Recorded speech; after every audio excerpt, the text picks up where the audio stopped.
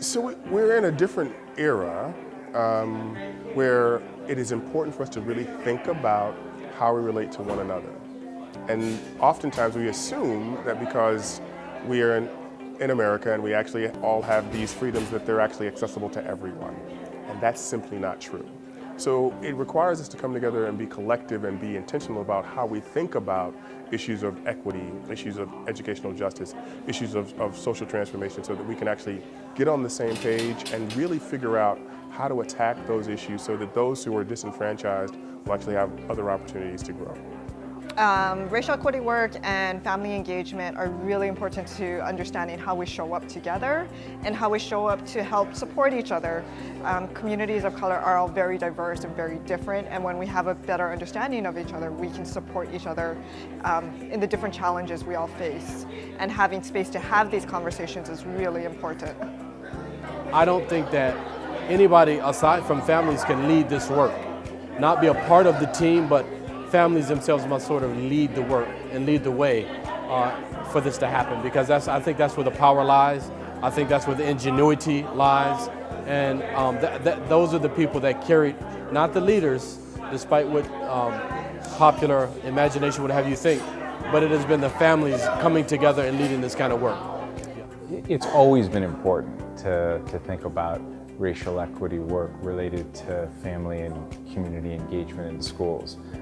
For schools to do their work well, they need to have respectful relationships with the communities that they're serving, and the communities need to feel like they're stewards of the school, that they are the ones who have democratic ownership of what's going on in the school sites.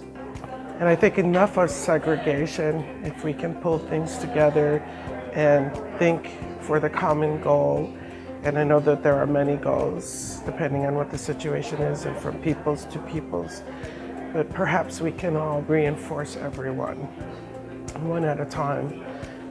That could make a great difference and produce far more positive results in just our day-to-day lifestyle and into the future for our children and setting a better path. Everything is connected.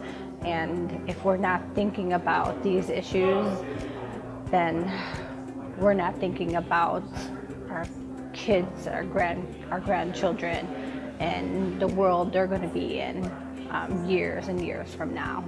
I believe in my heart as a parent, it's very important, because this is a time we don't have to guess what we have to do as a community. We just have to know. And we have to come together in order to do it. The only thing that's going to be changed now is in numbers and systemically. We did everything else, and everything else still should be done. I look at things as a four corner. There's protests, there's